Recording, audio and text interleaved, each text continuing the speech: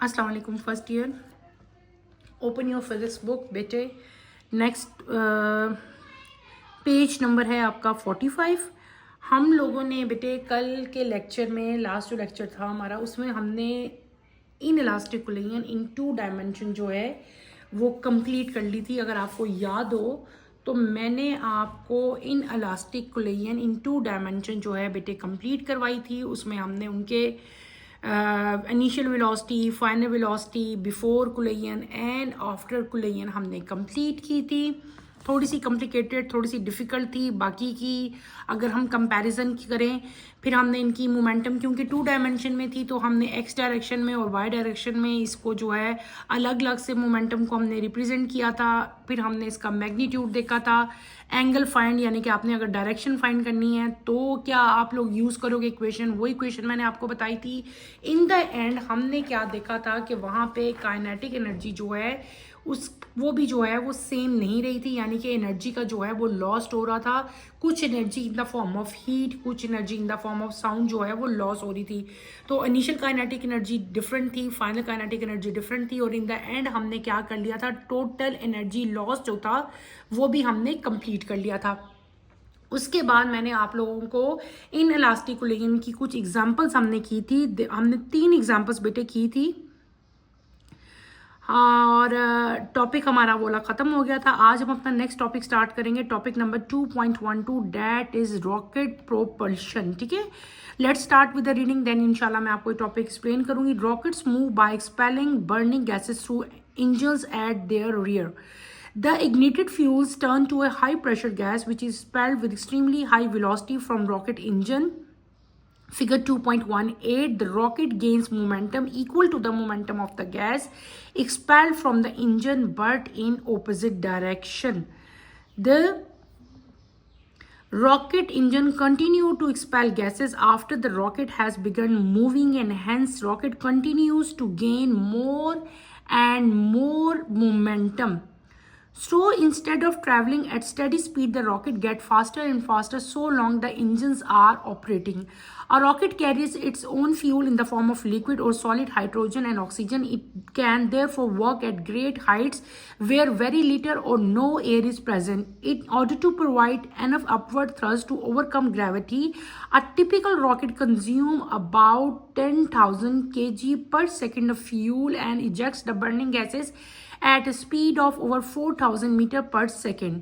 In fact, more than 80% of the launch mass of the rocket consists of fuel only. One way to overcome the problem of mass of fuel is to make the rocket from several rockets linked together. When one rocket has done its job, it is discharged, leaving other to carry the spacecraft further up at ever greater speed. If m is the mass of the gases ejected per second with velocity v relative to the rocket, the change in momentum per second of the ejecting gases is mv. This equals the thrust produced by the engine on the body of the rocket. So the acceleration of the rocket is a is equals to mv over capital M, where m is the mass of the rocket. When the fuel in the rocket is burned and ejected, the mass of m of rocket decreases and hence the acceleration increases. ठीक है, मैंने जिस topic की बेटे अभी reading की है वो क्या चीज़ है, वो है रॉकेट प्रोपल्शन। यानी कि जितने भी हम रॉकेट्स जो है, जब रॉकेट्स ऊपर जाते हैं तो कैसे जाते हैं, वहाँ पे क्या फिनोमेना होता है, वो सारा कुछ हमने अभी डिटेल से जो है वो हम अब स्टडी करेंगे। रॉकेट जो है बेटे हमेशा जो क्या होता है, रॉकेट के नीचे जो है आपको पता है कि बर्निंग गैसेस होती हैं, बहुत सारी गैसेस जो हैं वो बर्न हो रही होती हैं, ठीक है, उसके इंजन में। और यहाँ पे क्या होता है, फ्यूल होता है। जो फ्यूल में क्या होता है, जो गैसेस हैं, बर्निंग गैसेस हैं, जिसकी वजह से रॉकेट जो है वो अपवर्ड मूव करेगा। इन गैसेस का प्रेशर जो है वो क्या होता है, वेरी हाई होता है। इस फ्यूल का प्रेशर जो है बहुत ज़्यादा गैसेस का हाई होता है, जिसकी वजह से रॉकेट जो है उसकी वेलोसिटी हाई हो जाती है, और जो रॉकेट है वो क्या करता है, वो हाइट की तरफ अपवर्ड डायरेक्शन में मूव करता है। रॉकेट जो है बेटे उसकी मोमेंटम जो है, रॉकेट जैसे जैसे वो मूव करना शुरू करता है इट गेन्स मोमेंटम, ठीक है, और उसकी मोमेंटम जो है वो इक्वल हो जाती है किसकी मोमेंटम के, मोमेंटम ऑफ द गैस, वो गैस जो कि इंजन से निकल रही है, लेकिन बट इट ऑपोजिट डायरेक्शन। बड़ी इंपॉर्टेंट बात है, मैंने क्या कहा, हम दो मोमेंटम कर रहे हैं, एक वो मोमेंटम जो कि रॉकेट प्रोड्यूस कर रहा है, जो रॉकेट गेन कर रहा है, जिस तरह रॉकेट अपवर्ड मूव कर रहा है, रॉकेट के अंदर मोमेंटम क्या हो रही है, गेन हो रही है, मोमेंटम इंक्रीज हो रही है उसकी, ठीक है, मोमेंटम वो उसमें प्रोड्यूस हो रही है, वो मोमेंटम रॉकेट की मोमेंटम इक्वल है किसकी मोमेंटम के, मोमेंटम ऑफ द गैसेस, वो गैसेस जो कि रिलीज हो रही हैं उसके इंजन से, लेकिन उन गैसेस की डायरेक्शन जो है वो ऑपोजिट है। अगर आप देखो बेटे यहाँ पे अगर आपकी डायग्राम दी हुई है, डायग्राम में अगर देखो 2.8 में ये डायग्राम जो आपको इस टाइम स्क्रीन पे नजर आ रही है, ये रॉकेट है, रॉकेट जो है अपवर्ड मूव कर रहा है, नीचे यहाँ पे आपको क्या दिया हुआ है बेटे, यहाँ पे क्या चीज़ है, ये रॉकेट है, जो ऊपर होता है ना ये रॉकेट है, ये क्या है, ये आपको फ्यूल दिया हुआ है। फ्यूल बेसिकली, फ्यूल में क्या होता है, फ्यूल में आपके पास गैसेज होती हैं, दो डिफरेंट गैसेज हैं, एक आपके पास ऑक्सीजन है, एक आपके पास हाइड्रोजन है, लेकिन ये लिक्विड फॉर्म में है, ठीक है, ये भी लिक्विड फॉर्म में है, ये भी लिक्विड फॉर्म है, और ये कंबशन चैम्बर है। इन चैम्बर के अंदर क्या होती है, ये गैसेज बर्न होती हैं, और फिर क्या होता है, बर्निंग की वजह से क्या होता है कि रॉकेट जो है अपवर्ड मूव करता है, और जो गैसेस हैं उनकी डायरेक्शन जो है वो क्या होती है, डाउनवर्ड, यानी कि ये जो आपको फायर नजर आएगी बेसिकली ये क्या होगी, इनकी डायरेक्शन डाउनवर्ड होगी, और रॉकेट आपका जो है वो अपवर्ड डायरेक्शन में मूव करेगा। Fuel and oxygen mix in the combustion chamber, ये जो कंबशन चैम्बर है यहाँ पे फ्यूल और गैसेस, फ्यूल है, फ्यूल क्या चीज़ है आपके पास, लिक्विड हाइड्रोजन और लिक्विड ऑक्सीजन, दो चीज़ें हैं। Hot gases exhaust the chamber at very high velocity, यहाँ पे जो गैसेस हैं वो एग्जॉस्ट उनका हो रहा है at very high velocity, velocity यानी कि स्पीड जो है गैसेस की बहुत हाई होती है। The gain in momentum of the gases equal the gain in the momentum of the rocket, the gases and rocket push against each other and move in opposite direction. मैंने आपको पहले बता दिया दो तरह की मोमेंटम बेटे प्रोड्यूस होगी, एक मोमेंटम वो जो रॉकेट में प्रोड्यूस हो रही है, और एक मोमेंटम वो जो कि आपकी बर्निंग गैसेस में जो है प्रोड्यूस हो रही है। तो जो रॉकेट की मोमेंटम है, the gain in momentum of the gain in the momentum of the gases जो है वो इक्वल है gain in momentum of the rocket, दोनों की मोमेंटम इस टाइम गेन हो रही है, रॉकेट की भी और गैसेस भी, और ये दोनों इक्वल हैं, लेकिन क्या है, ऑपोजिट इन डायरेक्शन है, इनकी डायरेक्शन डाउनवर्ड है, उसकी डायरेक्शन क्या है, अपवर्ड है। ये चीज़ हम पहले भी पढ़ के आए हैं। आगे आप लोग आओ तो आपको बताया हुआ है कि जो रॉकेट इंजन है वो कंटिन्यूसली बेटे क्या करता है, गैसेस एक्सपेल करता है, गैसेस उसमें से रिलीज होती रहती हैं, और रॉकेट जो है जिस तरह गैसेस रिलीज होती जाएंगी रॉकेट की मोमेंटम इंक्रीज होती जाएगी, रॉकेट जो है मोर एंड मोर मोमेंटम जो है गेन करता जाएगा, और जो है उसकी स्पीड जो है वो भी क्या होती जाएगी, फास्टर होती जाएगी, स्लो से फास्ट, फास्ट से फास्टर, स्पीड इसकी जो वेलोसिटी है बेटे बहुत फास्टर जो है वो हो जाती है, और इसकी जैसे जैसे इंजन्स ऑपरेट करते जाएंगे स्पीड जो है इसकी क्या होती जाएगी, फास्ट होती जाएगी।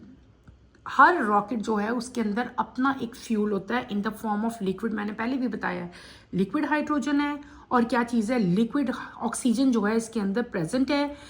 ये क्या करते हैं कि ये ग्रेट हाइट पे जाके वर्क करते हैं, जहाँ पे ये फ्यूल, कौन सा फ्यूल, हाइड्रोजन और ऑक्सीजन जो कि लिक्विड फॉर्म में प्रेजेंट है बेटे, जब ये बहुत हाइट पे जाते हैं, आपको पता है हाइट पे क्या है, एयर तो प्रेजेंट नहीं है, ठीक है, तो अपवर्ड थ्रस्ट के लिए और ग्रेविटी तो ऊपर जाके बिल्कुल जीरो हो जाएगी, तो रॉकेट जो है वो तकरीबन आपको एक परसेंटेज, एक अमाउंट बताई हुई है 10,000 kg पर सेकेंड फ्यूल जो है वो टिपिकली जो है वो यूज करता है, कंज्यूम करता है, ठीक है, और क्या करता है, बर्न्ड गैसेस जो है इजेक्ट करता है, रिलीज करता है, निकलती हैं जो उसके अंदर से, जो गैसेस बर्न्ड हो चुकी होती हैं, जो खत्म हो चुकी होती हैं, उनकी स्पीड भी बताई हुई है। एक दो तरह की स्पीड्स बताई हैं, एक वो स्पीड है जो रॉकेट कंज्यूम कर रहा है फ्यूल, वो कौन सी स्पीड है, वो है 10,000 kg पर सेकेंड, और जो इजेक्ट हो रही हैं बर्निंग गैसेस उनकी स्पीड आपको क्या बताई है, उनकी रिलीज होने की, निकलने की स्पीड क्या बताई हुई है, 4,000 मीटर पर सेकेंड। तो बेसिकली क्या है कि 80% ऑफ जो लॉन्च मास है ना, यानी कि जो फ्यूल, जो 80% फ्यूल जो है ना रॉकेट का, उसमें 80% जो मास है, यानी कि पूरा जो रॉकेट है वो पूरा का पूरा नहीं है बेटे रॉकेट, उसमें 80% जो है ना वो सिर्फ और सिर्फ फ्यूल की है। रॉकेट तो ऊपर से थोड़ा सा है, बाकी सारी की सारी परसेंटेज किसकी है बेटे, वो फ्यूल है। क्या है, वो फ्यूल है। हर रॉकेट के अंदर जो है बहुत ज़्यादा जो है वो फ्यूल होता है, जितना वो कंज्यूम होता है वो बर्न होकर ख़त्म हुआ जाता है और बाकी परसेंटेज जो है वो रह जाती है। जब रॉकेट अपनी जॉब कर लेता है, अपना काम कंप्लीट कर लेता है, इट इज़ डिस्कार्डेड, यानी कि ये क्या करता है, वहाँ से ग्रेट स्पीड से जो है वो निकल जाता है। ठीक है, अब हमने इसके लिए क्या करना है, हमने डिफरेंट आपके पास जो है, हम इसकी एक छोटी सारी जो है एक्सेलरेशन के लिए, रॉकेट की एक्सेलरेशन के लिए हम एक इक्वेशन जो है वो ड्राइव करेंगे।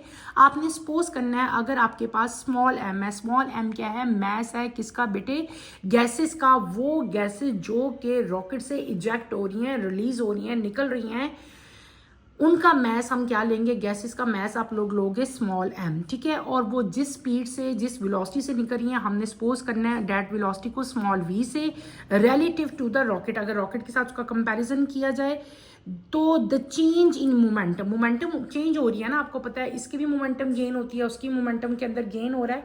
तो जो चेंज इन मोमेंटम पर सेकेंड आ रही है उसको हम लोग कैसे ड्राइव करेंगे, गैसेस की बात हम यहाँ पे कर रहे हैं, गैस की बात हो रही है, रॉकेट की बात नहीं। गैस पे मैंने क्या कहा, गैस का मास हम क्या लेंगे स्मॉल एम, इसकी वेलोसिटी हम क्या लेंगे स्मॉल वी, और इसकी मोमेंटम जो इजेक्टिंग गैसेस की है उसको हम लोग क्या सपोज करेंगे एम वी। अच्छा, ये जो मोमेंटम है ये किसके इक्वल होगी, this equals to the thrust produced by the engine, यानी कि ये मोमेंटम रॉकेट की मोमेंटम के इक्वल होगी, लेकिन इन दोनों की डायरेक्शन जो है वो ऑपोजिट होगी। तो अगर हमने एक्सेलरेशन फाइंड आउट करनी हो रॉकेट की तो हम कैसे फाइंड आउट करेंगे बेटे, हम एक इक्वेशन यूज करेंगे, that is A is equal to M V over capital M. A for acceleration, acceleration किसकी, रॉकेट की। ठीक है, कैसे फाइंड आउट करनी है वो आपको बताया हुआ है। एम क्या चीज़ है, मैस ऑफ द गैस, वो गैसेज जो कि इजेक्ट हो रही हैं।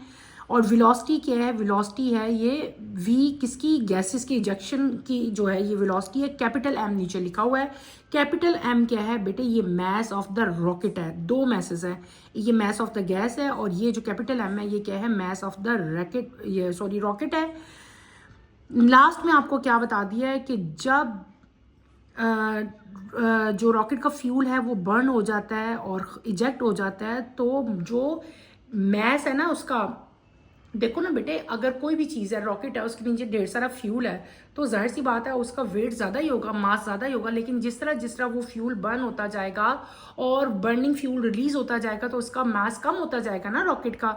तो जिस तरह फ्यूल रॉकेट का बर्न होता जाएगा, इजेक्ट होती जाएंगी बर्निंग गैसेस, तो रॉकेट का मास जो है वो क्या होता जाएगा, डिक्रीज होता जाएगा, और एक्सेलरेशन क्या होती जाएगी, इंक्रीज होती जाएगी। यानी कि एक्सेलरेशन और रॉकेट का मास जो है ये दोनों इन्वर्सली प्रोपोर्शनल है। मास ज्यादा होगा तो एक्सेलरेशन कम होगी, मास कम होता जाएगा तो एक्सेलरेशन अल्टीमेटली क्या होती जाएगी, इंक्रीज होती जाएगी। ये जो टॉपिक था ये हमने क्या पढ़ लिया बेटे, ये हमने पढ़ लिया रॉकेट प्रोपल्शन, यानी कि जो रॉकेट है जो अपवर्ड डायरेक्शन में मूव करता है वो किस तरह करता है, उसमें क्या फिनोमेना होता है, कौन कौन सी गैसेज यूज होती हैं, उसमें कंबशन चैम्बर है, ये सारा हमने पढ़ लिया। इन द एंड मैंने आपको इसके लिए एक्सेलरेशन की भी जो है इक्वेशन बता दी। इसके इसी पेज के एंड पे यहाँ पे एक आपको न्यूमेरिकल दिया हुआ है, हम वो भी सॉल्व कर लेते हैं। A particle A of mass, आपको एक mass with initial velocity toward right collide with the stationary target be of the same mass at rest. After cooling, the particle A move an angle above horizontal with the speed of 3 meter per second, and particle B move with the horizontal at an angle of 53 with the speed of 4 centimeter. Prove the collision is elastic in nature.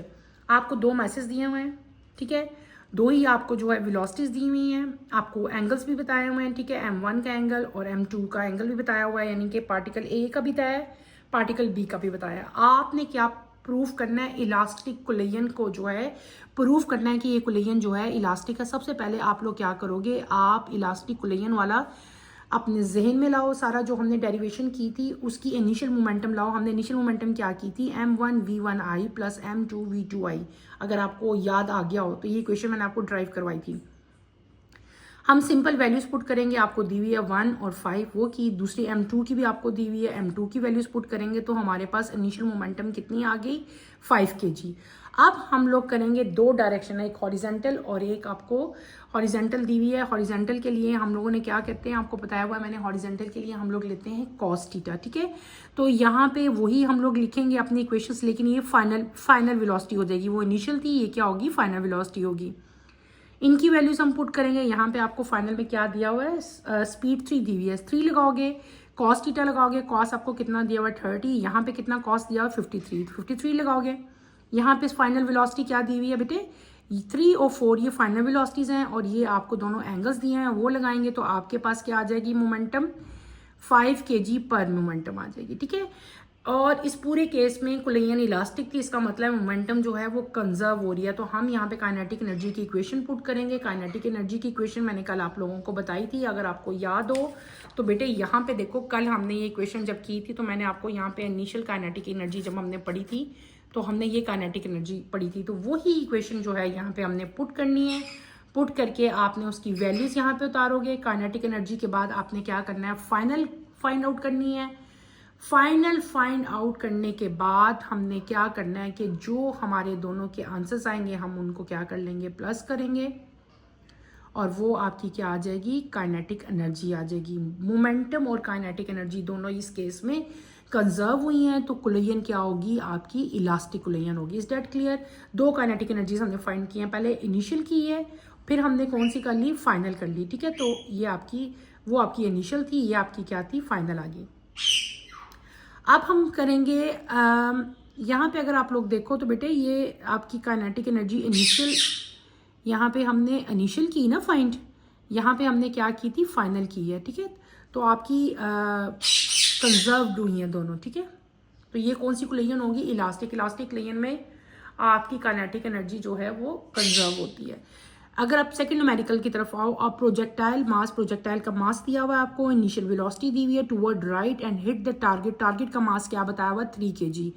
After clinging the two masses stick together, ये वही अब second वाली case हो रहा है। जब मैंने आपको बताया था ना, जब स्टिक होता था, जब मैसेज स्टिक होते तो वो क्या हो जाता था, कैपिटल M हो जाता था। कैपिटल M को हम लोग क्या करते थे, M1 प्लस M2 के इक्वल लिखते थे हम लोग, ये वो है, ठीक है।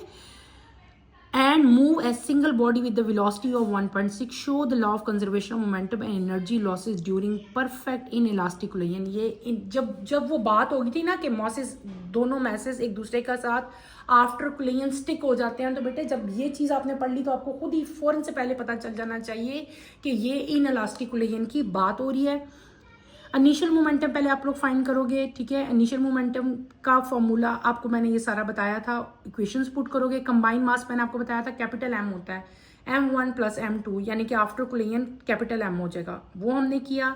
और उसकी जब आफ्टर कोलिजन वेलोसिटी जो है फाइनल वेलोसिटी हो जाती है, वो हमने लिखी। अब हम फाइनल मोमेंटम की इक्वेशन पुट करोगे, वो हमने कर ली।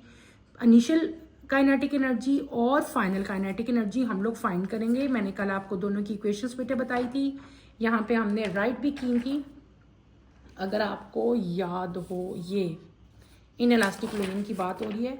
यहाँ पे मैंने आपको ये इक्वेशंस हमने कल की थी ना, तो मैंने आपको यहाँ पे बताया था इनिशियल काइनेटिक एनर्जी, फिर मैंने आपको फाइनल बताया था। इन द एंड हमने क्या क्या था यहाँ पे कि टोटल एनर्जी लॉस कितना हुआ। तो हमने क्या किया था कि फाइनल का इनिशियल में से हमने क्या कर दी थी, फाइनल काइनेटिक एनर्जी माइनस की थी, तो ये हमारे पास टोटल क्या आ गया था, टोटल एनर्जी लॉस आ गया था जब हमने इसको सब्ट्रैक्ट किया था, डेल्टा KE किया था हमने। तो ये वही चीज़ है बेटे, आप पहले इनिशियल काइनेटिक एनर्जी फाइंड करोगे, फिर फाइनल करोगे। इन द एंड हम क्या कर लेंगे, एनर्जी लॉस। एनर्जी लॉस कैसे करेंगे, इनिशियल काइनेटिक एनर्जी में से फाइनल आप लोग माइनस कर लोगे, तो आपकी क्या आ जाएगी बेटे, ये टोटल इनइलास्टिक कोलिजन जो है इन 2 डायमेंशन जो है वो आ जाएगी, where 2 bodies stick together after collision. ये सारा प्रोसेस बेटे, ये देखो ये कल हमने किया था, ये वही फिनोमेना है, बार बार मैं रिपीट कर रही हूँ। इनिशियल फाइंड की, फाइनल फाइंड की, इन द एंड हमने क्या कर लिया, टोटल एनर्जी लॉस जो है वो देख लिया।